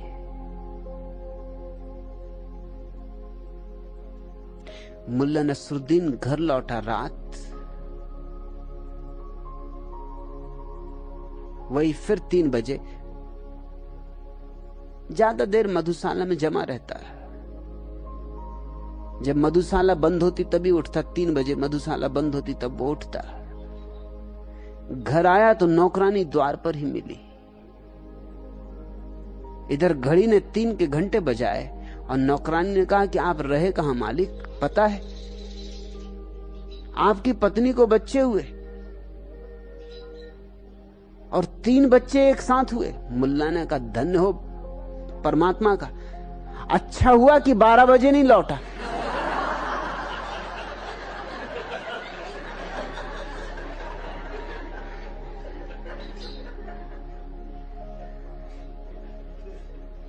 बाहर एक घड़ी है, वह तो कृत्रिम है, वह तो काम चलाऊ है। भीतर एक घड़ी है, जैविक घड़ी, बायोलॉजिकल। उस घड़ी से भी मुक्त होना है। उस घड़ी से वही मुक्त हो सकता है जो अति की व्यर्थता को समझ ले। लेकिन बड़ी सावधानी चाहिए, क्योंकि मन का नियम यह है कि जब एक चीज से ऊबता है तो तत्क्षण उसके विपरीत चीज को चुन लेता है। सोचता है इसमें रस नहीं मिला तो शायद उल्टे में रस मिलेगा। फिर जब उससे ऊब जाता तो फिर उल्टे तक पहुंच जाता है और ऐसे ही डोलता रहता है। और इसी तरह भीतर की घड़ी चलती है और भीतर की घड़ी ही तुम्हारे तथाकथित जीवन का आधार है। फिर एक जन्म चलता, दूसरा जन्म चलता, जन्मों पर जन्म चलते। भीतर की घड़ी चलती रहती है तो जन्मों की यात्रा चलती रहती है। भीतर की घड़ी रुक जाती, जन्मों की यात्रा रुक जाती। आलमगीर मध्य में लटके हुए देखा है मलुकदास को। ये प्रतीक है, कोई मध्य में लटक नहीं सकता। इसको तथ्य मत मान लेना। बस ये थोड़ी सी घटनाएं मलुकदास के संबंध में ज्ञात है। शेष उनके प्यारे शब्द उपलब्ध थे, उन्हीं में तुम मलुकदास को खोजो। ख्याल रखना, काव्य मत खोजना, भाषा का सौष्ठव मत खोजना, व्याकरण मत खोजना, तर्क मत खोजना। मलुकदास जैसे मस्तों को इनकी फिक्र नहीं होती। उनकी भाषा होती सधुक्कड़ी। उन्हें हिसाब नहीं होता मात्राएं बिठाने का। लेकिन भीतर का संगीत जरूर सुनोगे, अनाहत नाद जरूर तुम्हें सुनाई पड़ेगा। हृदय के संगीत की छाप तुम जरूर पाओगे। परमात्मा की छवि जरूर तुम्हें इन सीधे साधे शब्दों में झलकती हुई मिलेगी, मगर हमें उल्टी बातें सिखाई जाती। विश्वविद्यालयों में कबीरदास भी पढ़ाए जाते हैं तो उनका भाषा सौष्ठव, उनकी छंदबद्ध रचनाओं की काव्यात्मकता, उनका गद्य में जो अद्भुत प्रवाह है, उनका पद्य, ये सब गौण बातें। ये ऐसा है जैसे तुम किसी से मिलने जाओ और उसके वस्त्रों के संबंध में ही बातचीत करके लौट आओ कि बड़ा प्यारा कोट है, कि बटन भी सोने के, कि कि आपकी कुर्सी भी बड़ी अच्छी है, कि आप बैठे भी बड़े सुरुचि से हैं, तो वो आदमी भी थोड़ा हैरान होगा। मिर्जा गालिब के जीवन में ऐसा उल्लेख है। मिर्जा गालिब को बहादुर शाह जफर ने एक भोजन पर निमंत्रण दिया, और भी लोग निमंत्रित थे, कोई शाही जलसा था। मिर्जा गालिब गरीब आदमी, उधारी ही ना चुका पाए जिंदगी भर, कचहरियों अदालतों में मुकदमे चलते रहे, सदा फटे हाल रहे। कहा भी है अपनी एक कविता में कि जिस दिन आया भी प्यारा तो एक नजर हम उसकी तरफ देखते और एक नजर अपने घर की तरफ देखते, क्योंकि आज ही घर में बोरिया ना हुआ, और तो और एक बोरिया भी नहीं है बिछाने को, कि मालिक आया है तो उसको बैठने को कहें, किस मुंह से बैठने को कहें। आज ही घर में बोरिया ना हुआ, कुछ नहीं था, फांके चल रहे थे। शाही निमंत्रण मिला तो खुश हुए कि चलो एक दिन तो भोजन ठीक से मिलेगा। कपड़े लत्ते लेकिन ठीक नहीं थे। मित्रों ने कहा कि ये कपड़े लत्ते पहन के जाओगे दरबार में, चपरासी भीतर ही नहीं घुसने देंगे, चौकीदार बाहर से ही धक्का देके निकाल देंगे। मिर्जा गालिब ने कहा निमंत्रण मुझे मिला है मेरे वस्त्रों को, मैं तो जैसा हूं वैसे ही जाऊंगा। वैसे ही गए। मित्रों ने कहा फिर भी तुम हमारी मानो, न मानो तुम्हारी मर्जी। और जो होना था वही हुआ। जैसे ही भीतर प्रवेश करने लगे, पहरेदार ने हाथ पकड़ कर रोक लिया। कहां भीतर जा रहा है, भाग यहां से। तो मिर्जा गालिब ने कहा कि मैं मिर्जा गालिब। उसने कहा वो समझ गया, दिमाग खराब होगा तेरा, तू और मिर्जा गालिब रास्ता लग। मिर्जा गालिब ने अपना निमंत्रण पत्र निकाल के दिखाया तो उसने वो छीन लिया। उसने कहा तूने किसी का चुरा लिया होगा। ये कपड़े लत्ते, ये शकल, बालों में तेल नहीं पड़ा महीनों से, कपड़े धुले ना होंगे जमानों से,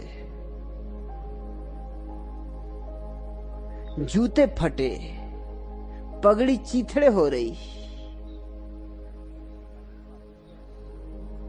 मिर्जा गालिब वापस गए। मित्रों से कहा कि तुम ठीक कहते थे, तुम्हारे कोट कमीज, तुम्हारी पगड़ी, तुम्हारे जूते मुझे उधार दे दो। उधार कपड़े कोट कमीज लेके वापस लौटे। वही पहरेदार झुक झुक के नमस्कार किया। इस बार उसने ये भी नहीं पूछा कि निमंत्रण पत्र कहां है, था भी नहीं अब तो, वो तो पहले उसने छुड़ा लिया था। झुक के यही कहा कि मालूम होता आप मिर्जा गालिब। मिर्जा मुस्कुराए और अंदर प्रवेश कर गए। सम्राट बहादुर शाह जफर तो खुद भी बड़े शायर थे, बड़े कवि थे। जफर उनका उपनाम है कवि का। अपने पास बिठाया गालिब को। लेकिन जफर बहुत हैरान हुए। पहले तो कुछ बोले नहीं, शिष्टाचार बस कि बोलना उचित नहीं। लेकिन जब बात बहुत बढ़ने लगी तो न रहा गया। कहा क्षमा करें, पूछे बिना नहीं रहा जाता, ये आप क्या कर रहे हैं? मिर्जा गालिब अजीब काम कर रहे थे। उठाते बर्फी, पगड़ी को लगाते कि ले पगड़ी, कोट को छिलाते कि ले कोट, दिल भर के खा, जूते को लगाते कि ले जूता। खुद एक कौर नहीं लिया। जफर ने पूछा, आप ये क्या कर रहे हैं? ये कौन सी शैली है? यह आपका कौन सा ढंग है?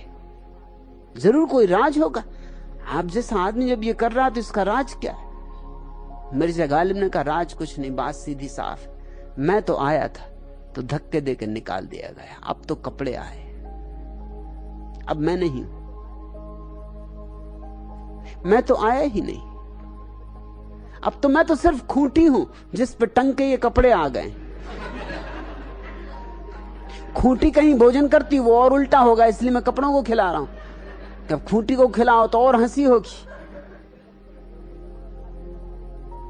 कम से कम कपड़े थोड़ा खा भी सकते हैं, जैसे बर्फी कोट के खीसे में डाल दी, लड्डू कमीज के खीसे में डाल दिया, एक बर्फी में आप देखते हैं जूते के अंदर डाल दी। खूंटी को कैसे खिलाओ? मैं तो सिर्फ खूंटी हूं। तब बहादुर शाह जफर को पूरी कहानी पता चली, लेकिन तब तक तो बहुत देर हो चुकी थी। घटना महत्वपूर्ण है,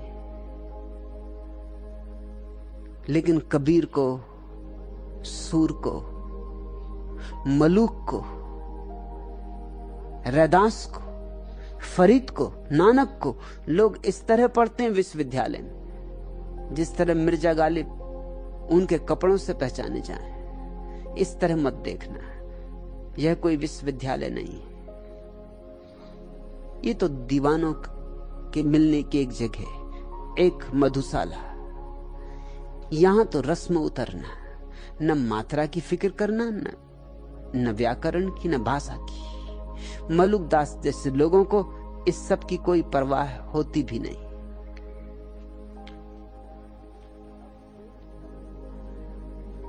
अब तेरी शरण आयो राम, सीधे सादे वचन है। समझो तो सारे शास्त्र उनमें छिपे, न समझो तो तुम थोड़ा सोचोगे कि इसमें समझाने जैसा भी क्या है, समझने जैसा भी क्या है। अब तेरी शरण आयो राम। पहले तो इस अब शब्द को तुम थोड़ा सा ध्यान करना। यह ठीक वैसा ही है जैसे ब्रह्म सूत्र शुरू होता, अथा तो ब्रह्म जिज्ञासा। अब ब्रह्म की जिज्ञासा।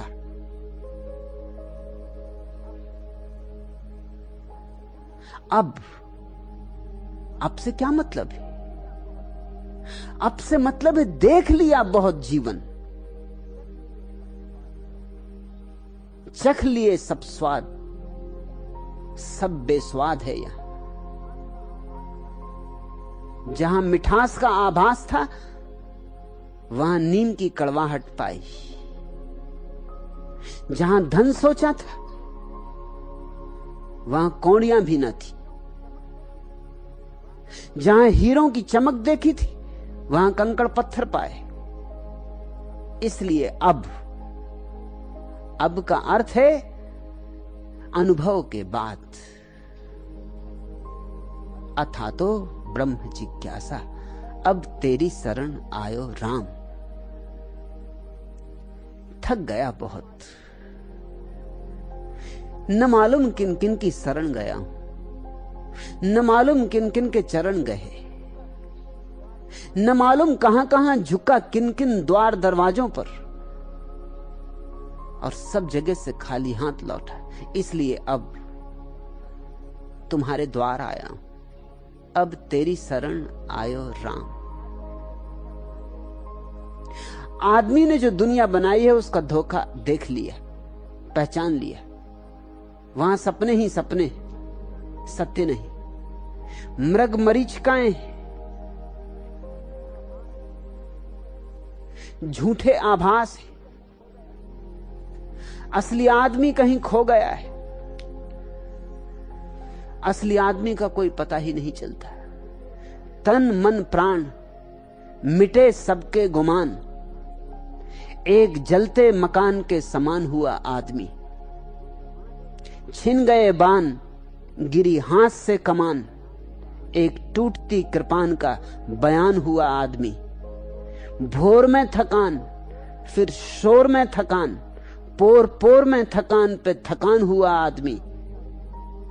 दिन की उठान में था उड़ता विमान, हर शाम किसी चोट का निशान हुआ आदमी। तन मन प्राण मिटे सबके गुमान, एक जलते मकान के समान हुआ आदमी। बुद्ध ने कहा है कि मैं जिसे पीछे छोड़ आया हूं वो राजमहल नहीं, सिर्फ लपटें लगी आग जल रही चिता है। एक जलते मकान के समान हुआ आदमी। मलुकदास ने जिंदगी को सब तरफ से टटोला, खोजा, पहचाना, अनुभव किया, पाया कि बिल्कुल थोथी है। समय भर गमाना हो तो बात और, लेकिन लोग बड़े अजीब हैं। ताश खेलते हैं, शतरंज के मोहरे चलाते, असली हाथी घोड़े नहीं है पास, तो लकड़ी के हाथी घोड़े, या जरा पैसे पास में हुए तो हाथी दांत के हाथी घोड़े। और उनसे पूछो कि क्या कर रहे हो, ये चालें, ये जीतें, ये हारें, ये मातें, तो कहते हैं समय काट रहे।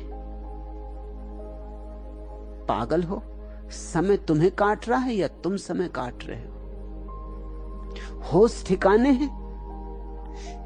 समय की तलवार तुम्हें रोज काटे जा रही, तुम्हारी गर्दन रोज कटती जा रही, तुम रोज मर रहे हो।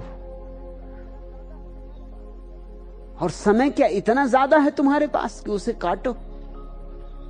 थोड़ा सा तो समय है, और इसी थोड़े समय में पहचान लेना है कि सत्य क्या है। इसी थोड़े समय में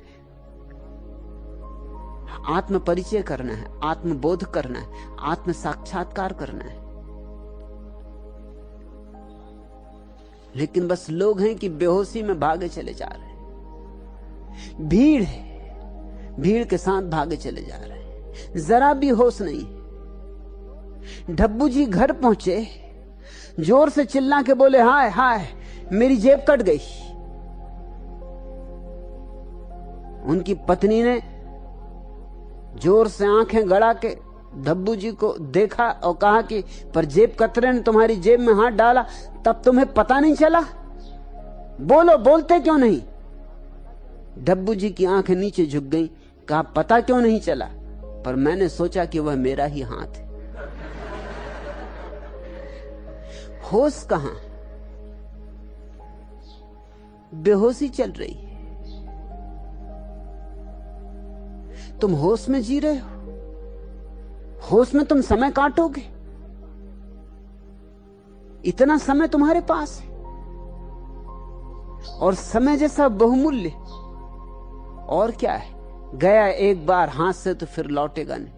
फिर लाख उपाय करोगे तो एक क्षण भी वापस नहीं आ सकता। इसे तुम ताश के पत्तों में और शतरंज के खेलों में और फिल्मों में बैठे हुए काट रहे हो। जिस समय में परमात्मा मिल सकता है उसको काट रहे हो। जिस समय में मिल सकती हैं हीरों की खदानें, उनको खिलौनों में काट रहे हो। यह सब देख लिया मलुकदास ने। आंखें तेज रही होंगी। बचपन से ही कूड़ा कचरा साफ करते थे रास्तों का। कूड़े कचरे की पहचान रही होगी। जल्दी ही समझ में आ गया होगा इस जिंदगी में कूड़े कचरे के अतिरिक्त और कुछ भी नहीं। जब मौत आके सब छीन लेती है तो जो भी है कूड़ा कचरा है। धन की परिभाषा समझ लो, धन वही है जो मौत ना छीन सके। जो मौत छीन ले वह धन नहीं, धन का धोखा है। लेकिन धन के धोखे में लोग जी रहे हैं। ऐसे लोग हैं जिनके पास बहुत है, फिर भी मांग उनकी समाप्त नहीं होती। उन जैसा दरिद्र और कौन होगा। और ऐसे भी लोग इस जमीन पर रहे जिनके पास ना कुछ है और फिर भी परम तृप्ति है। जितना है वो भी जरूरत से ज्यादा मालूम होता है। वे असली धनी, वे सम्राट हैं। अब तेरी शरण आयो राम। मलुकदास कहते हैं, सब देखकर, सब द्वार दरवाजे खटखटाकर, अनंत अनंत द्वार दरवाजे खटखटाकर, अनंत अनंत जीवन में अब तेरी शरण आ गया हूं। अब मुझे समझ आई, अब मुझे बोध हुआ, अब मुझे होश जगा। जबे सुनिया साध के मुख पतित पावन नाम। कैसे आया तुम्हारे पास, इसमें कुछ मेरा गौरव नहीं। समझना, भक्त की विनम्रता, भक्त का अनुग्रह भाव। कैसे आया तुम्हारे द्वार, इसमें मेरी कोई गौरव गरिमा नहीं, इसमें मेरी कुछ खूबी नहीं। जबे सुनिया साध के मुख पतित पावन नाम।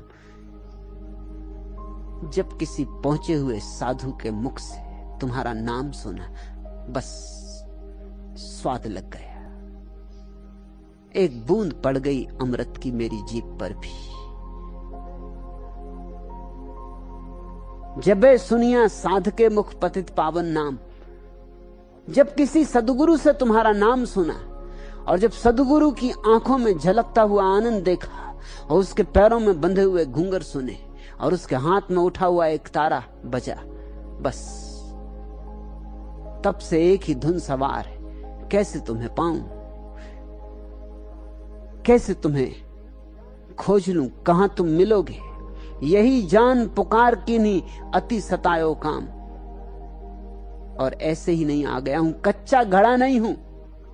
काम ने बहुत सताया है और काम की आग ने बहुत पकाया है, तब तुम्हारे द्वार पर आया हूं। दो ही तरह के जीवन है, काम का जीवन और राम का जीवन। काम का अर्थ है और काम यानी कामना, वासना। एक काम का जीवन है, यह भी मिले वह भी मिले, मिलता ही रहे, सब कुछ मिल जाए, अच्छा अच्छा सब मुझे मिल जाए, सब फूल मैं बटोर लूं।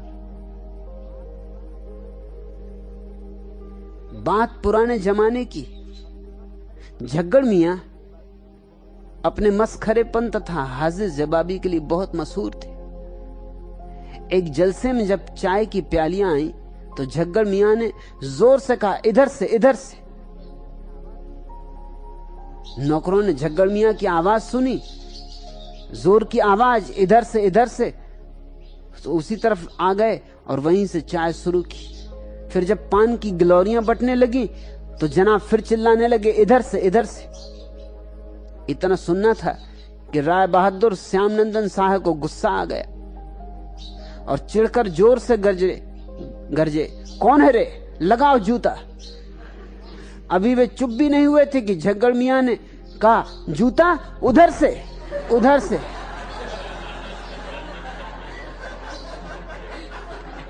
ये हमारी जिंदगी का ढंग है। फूल फूल सब हमें मिल जाएं, कांटे कांटे सब दूसरों को मिल जाएं, मगर दूसरे भी यही कर रहे हैं। फूल फूल उन्हें मिल जाएं, कांटे कांटे सब तुम्हें मिल जाएं। इसलिए खूब छीना झपटी। फूल तो छीना झपटी में नष्ट हो जाते, कांटे सबको चुभ जाते। सबके हाथ लहूलुहान, फूल तो बसते नहीं, क्योंकि फूल कोमल है। इतनी छीना झपटी होगी तो फूल नहीं बस सकते। हां, कांटे मजबूत हैं, कांटे बच जाते। सारा जगत कांटों से भर गया है। यही जान पुकार कीनी अति सतायो काम। वासना इतना क्यों सताती है? क्योंकि वासना में प्रतिस्पर्धा है, सतत संघर्ष है, गला घोंट प्रतियोगिता है। एक दूसरे के गले पे लोग सवार हैं, एक दूसरे की जेब में हाथ डाले हुए, एक दूसरे की गर्दन काटने को तत्पर बैठे हुए। मलुकदास कहते हैं ये सब देख कर आया हूं, ये सब अनुभव करके आया हूं, कच्चा मत समझना, पक कर आया हूं। संसार की तरफ पीछे लौटने का अब कोई इरादा नहीं, देखने की भी कोई आकांक्षा नहीं। विषय सेती भयो आजिज कह मलुक गुलाम। कहते हैं कि बहुत दुर्दशा हो गई, बहुत आजिज हुआ, विषय भोगों के कारण, वासनाओं के कारण बहुत दीन हो गया हूं, बहुत दरिद्र हो गया हूं, भिखमंगा होकर आया हूं, बड़ी गुलामी की। अब तेरी शरण आयो राम, अब तेरी शरणागति आया, तू मुक्त करे तो मुक्ति मिले। जुल्म हंस हंस के सभी सहने लगा है आदमी, गीदड़ों के रंग में रहने लगा है आदमी। फूल और कांटे में वो पहचान कर पाता नहीं, भीड़ जो कहती है वही कहने लगा है आदमी। यह समय की धार से टकराएगा कैसे भला, जबकि तिनके की तरह बहने लगा है आदमी। चंद सिक्कों के लिए संबंध सारे तोड़कर हर किसी की बाह को गहने लगा है आदमी।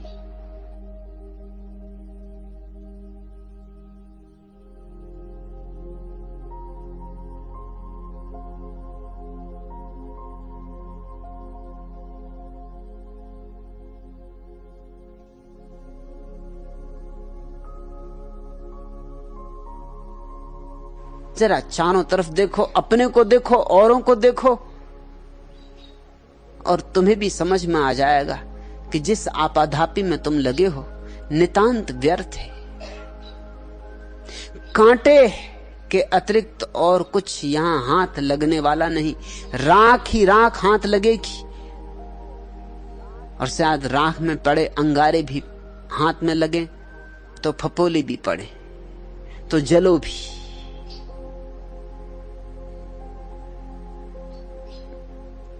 सांचा तू गोपाल सांच तेरा नाम है। मलुकदास कहते हैं एक बात समझ आ गई, सब यहां असत्य है, सत्य है तो तू है। सांचा तू गोपाल सांच तेरा नाम है, जहवा सुमिरन होए धन्य सो ठाम है। जहां तेरा स्मरण चल रहा हो, जहां चार दीवाने मिलकर तेरी याद करते हो, वहीं तीर्थ है, वहीं मंदिर है। और तेरे सिवाय कुछ भी सच्चा नहीं, बाकी सब नाते झूठे, सब रिश्ते झूठे। बस शब्द ही शब्द हैं, नाते और रिश्ते। हमारे नाते रिश्ते भी क्या हैं? शायद झगड़ने की थोड़ी व्यवस्थित पद्धतियां हैं, जिनको कहो पति पत्नी, कहते तो हैं प्रेम का नाता, लेकिन प्रेम तो शायद कभी क्षण दो क्षण को होता हो तो होता हो, बाकी समय तो कलह और संघर्ष है। मां बाप और बच्चों के बीच कलह और संघर्ष है। पीढ़ियों के बीच इतना फासला है कि बात करनी मुश्किल है। बच्चे माँ बाप से बोलते ही तब हैं जब उन्हें पैसे की जरूरत हो। माँ बाप बच्चों से बोलते ही तब हैं जब उन्हें डांटने डपटने का जोश आ जाए, नहीं तो कोई और संबंध नहीं।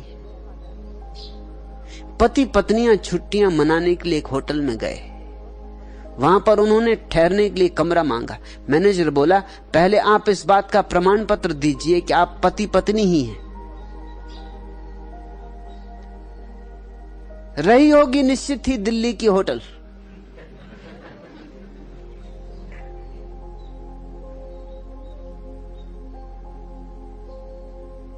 पत्नी ने यह सुना ही था कि गुस्से से टोहनी मारी अपने पति को और बोली कि 1000 दफे कहा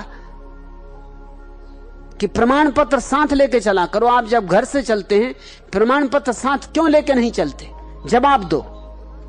मैनेजर ने मुस्कुरा के चाबी दे दी और कहा कि साहब प्रमाण पत्र मिल गया। लीजिए चाबी और भीतर जाइए। आप पक्के पति पत्नी। अब और किसी प्रमाण पत्र की आवश्यकता नहीं। पति पत्नियां झगड़ रहे हैं, माँ बाप बच्चे झगड़ रहे हैं, भाई बहन, भाई भाई, मित्र मित्र झगड़ रहे हैं। यहां दुश्मन तो दुश्मन है, यहां मित्र भी कहां मित्र है।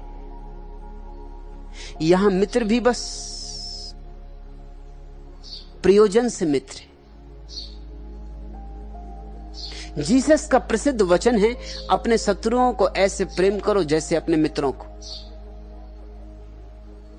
एक ईसाई मिशनरी से मैं बात कर रहा था। मैंने उससे कहा, इसका अर्थ समझते हो? इसका अर्थ यह है कि मित्रों में और दुश्मनों में कोई खास फर्क नहीं। अपने दुश्मनों से वैसा ही प्रेम करो जैसा अपने मित्रों से। जीसस साफ कह रहे हैं कि तुम्हारे मित्र और तुम्हारे दुश्मन दोनों एक ही कोटि में। जो आज मित्र है कल दुश्मन हो सकता है, जो कल दुश्मन था वो आज मित्र हो सकता है। फर्क क्या है? मैकियावेली ने, जो कि पश्चिम का चाणक्य हुआ, उसने अपनी किताब में लिखा है, अपने मित्रों को भी वो बात मत बताना जो तुम अपने शत्रुओं को न बताना चाहते हो, क्योंकि कौन मित्र कब शत्रु हो जाएगा कुछ नहीं कहा जा सकता। और अपने शत्रुओं के संबंध में भी वो बातें मत कहना जो तुम अपने मित्रों के संबंध में कहने में झिझकते हो, क्योंकि कौन शत्रु कब मित्र हो जाएगा क्या कहा जा सकता है। यहां शत्रु मित्र हो जाते, मित्र शत्रु हो जाते। ये संसार बड़ा अजीब गोरख धंधा है। इस गोरख धंधे से मल्लुकदास कहते हैं बिल्कुल उब गए। ये सब झूठ है, ये सब नाटक है, ये सब पर्दे के इस तरफ जो चल रहा है सच्चा नहीं है। पर्दे के भीतर कुछ और ही मामला है। तुम कभी कभी रामलीला पीछे से भी जाकर देखा करे। पर्दे के पीछे जहां अभिनेता सजते। मेरे गांव में जब भी रामलीला होती थी तो मैंने हमेशा पीछे से देखी। बाहर में क्या है, एक दफा देख ली, वही का वो खेल हर साल, मगर भीतर का खेल बड़ा अद्भुत। मैंने सीता जी को बीड़ी के कस लगाते देखा है।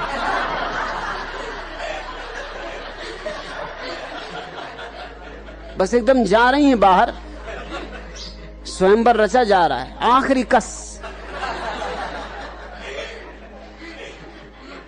मैंने रावण को रामचंद्र जी को डांटते देखा है कि क्यों रे हरामजादे, तुझे कल मेरी तरफ देख के बोलना था और तू देख रहा था मेरी पत्नी की तरफ। पत्नी वहां देखने वालों में, दर्शकों में बैठी होगी। अगर दोबारा यह हरकत की चटनी बना दूंगा। ये असली नाटक। इसको देखना हो तो पर्दे के पीछे देखना चाहिए। मेरे गांव में जो मैनेजर थे वो मुझसे पूछते कि ये तुम्हें पीछे से क्यों देखना, सारी बस्ती बाहर देखती, एक अकेले तुम हो जो कहते हो कि मुझे पीछे बैठ जाने दो। यहां पीछे क्या रखा है? मैंने कहा तुम फिक्र ना करो, इससे मुझे बड़े गहरे सूत्र मिलते।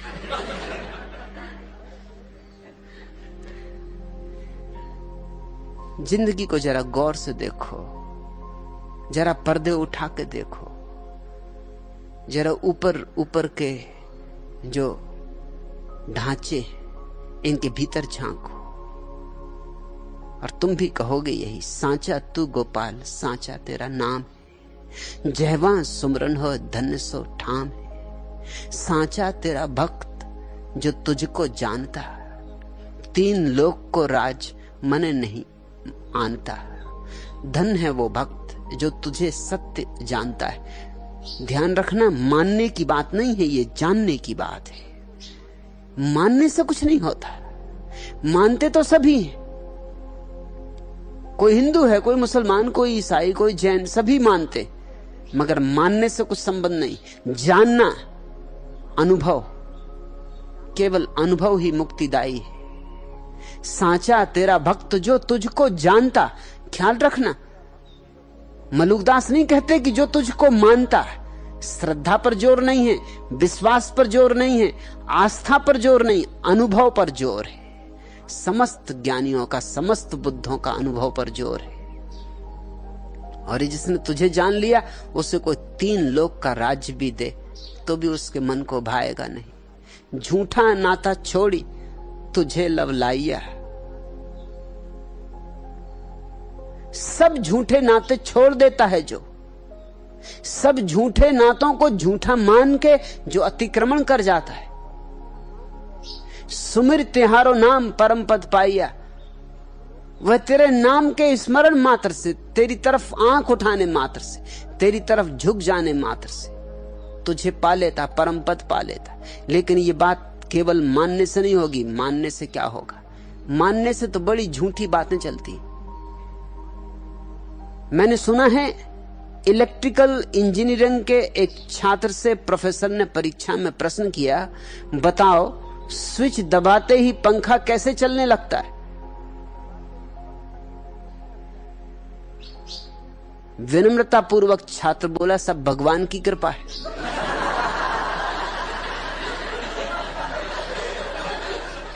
ऐसे भगवान के मानने वालों से कुछ हल होने वाला नहीं।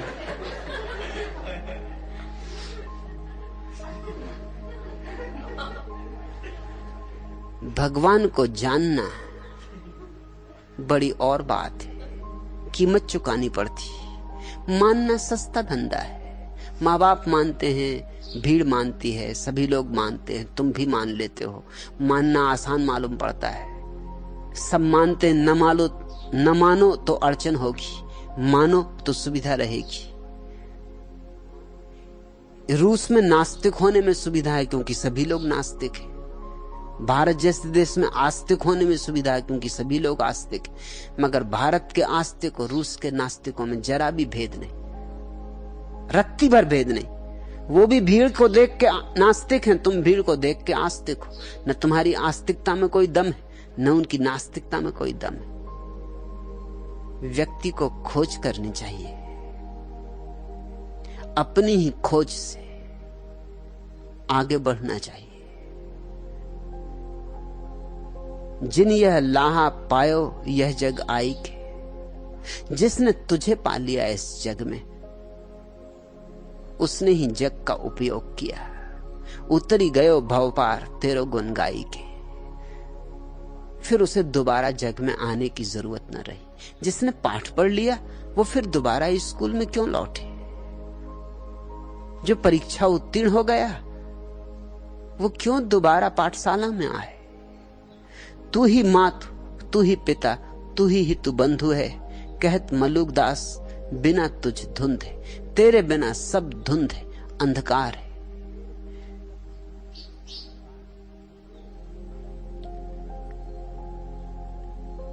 तुम्हारे पंडित पुरोहित तुम्हें इस परमात्मा को न दे सकेंगे।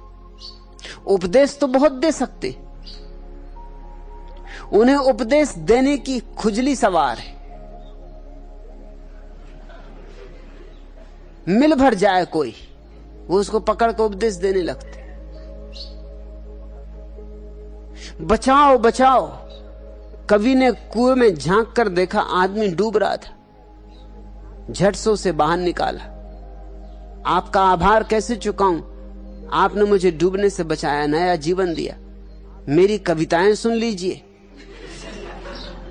उपकार से उऋण हो जाएंगे। कवि ने कहा, पहले क्यों नहीं बताया कि आप भी कवि हैं? एक कवि की कविताएं सुनकर ही तो मैं कुएं में कूद पड़ा था। वह कवि कहां है? इसी कुएं में मेरी तलाश कर रहा है। फिर ठीक है, बचकर कहां जाएगा? जी भरकर कविताएं सुनाऊंगा। यह कहकर दूसरे कवि ने भी कुएं में छलांग लगा दी। ये तुम्हारे कवि, ये तुम्हारे पंडित, ये तुम्हारे ज्ञानी, ये तुम्हारे दार्शनिक तलाश में कोई मिल जाए, कूड़ा कचरा उनकी खोपड़ी में इकट्ठा है, तुम्हारी खोपड़ी में डाल दे। इनसे नहीं होगा, किसी सद्गुरु के साथ बैठना होगा, जिसने जाना हो, जिसने जिया हो, जिसके भीतर की ज्योति जगी हो, तो उसके पास आके तुम्हारा बुझा दिया भी जल उठ सकता है। ये सैद्धांतिक चर्चा नहीं है परमात्मा, ये जीवन का रूपांतरण है, यह आमूल क्रांति है। कौन मिलावे जोगिया हो, जोगिया बिन रहो न जाए। कौन मिलाएगा उस परमात्मा से? कोई जोगिया, कोई सदगुरु, कोई परम योगी जो मिल गया है। योग का अर्थ होता है मिलन, जोगिया का अर्थ होता है जो मिल चुका, जो परमात्मा से एक हो गया है। कौन मिलावे जोगिया हो, जोगिया बिन रहो न जाए। मैं जो प्यासी पीव की रटत फिरों प्यू प्यू। घूमती फिरती हूं प्यासी, चिल्लाती हूं प्यारे को, पुकारती हूं पिया को, मगर कौन मुझे दिखाए रहा है, कौन मुझे सुझाए रहा है, कौन मेरा हाथ पकड़े? वही जिसने परमात्मा को जाना हो। शास्त्र जानने वाले बहुत मिल जाएंगे, उनसे सावधान रहना, वे तोतों से ज्यादा नहीं। सदगुरु तलाशो। सदगुरु की तलाश परमात्मा की तलाश में अनिवार्य चरण है। उसके बिना कोई परमात्मा तक नहीं पहुंचता। उस पार जाना है तो नाव चाहिए। नाव की बातें करने वालों से मत उलझे रहना। बहुत हैं जो नाव की बातों में ही लगे कि नाव ऐसी होनी चाहिए, कि नाव वैसी होनी चाहिए, कि नाव ऐसी होती है, कि पहले जमाने में नाव ऐसी होती थी, कि अब कहां नाव, वो तो सतयुग में हुआ करती थी। जो शास्त्रों की ही बातें कर रहे हैं वो नाव की बातें कर रहे हैं। नाव शब्द में चढ़ के तुम पार नहीं उतर सकते, बुरी तरह डूबोगे। सदगुरु चाहिए। सदगुरु कौन है? जिसके वचन आप थे, जो अपने प्रमाण से बोलता है, जो कहता है मैंने जाना है वह कह रहा हूं, और जिसके पास बैठ के तुम्हें अनुभव होने लगे, जिसकी तरंग तुम्हें छूने लगे, तुम्हारे हृदय की वीणा के तार झंझनाने लगे और तुम्हें लगने लगे कि तुम जो सुन रहे हो वह सिर्फ खोपड़ी से निकली हुई बात नहीं है, हृदय से उठी हुई उमंग है, सुगंध है। फिर उस द्वार से मत हटना। जो जोगिया नहीं मिल है तो तुरंत निकासूं जीव। मलुकदास कहते हैं अगर नहीं मिला सदगुरु तो मैं अपने जीवन को खो देने को तैयार हूं, सब दांव पे लगा दूंगा, मगर सदगुरु को पाकर रहूंगा। गुरुजू अहेरी मैं हिरनी। कहते हैं कि हे सदगुरु, मैं तो एक हिरण की भांति हूं, आप हैं अहेरी शिकारी। गुरु मारे प्रेम का बाण, चढ़ाओ अपने धनुष पर प्रेम का बाण, छेद दो मेरे प्राण। जेहि लागे सोई जाने हो, और दर्द नहीं जान। और ये प्रेम की जो पीड़ा है उसको ही पता चलती जिसको ये प्रेम का वाण लगता है। इसलिए तुम्हें अगर सदगुरु मिल गया और तुम्हारे प्राण अगर उसके प्रेम के वाण से छिद गए तो तुम किसी को समझा ना सकोगे, तुम किसी को बता ना सकोगे, तुम किसी को प्रमाण ना दे सकोगे।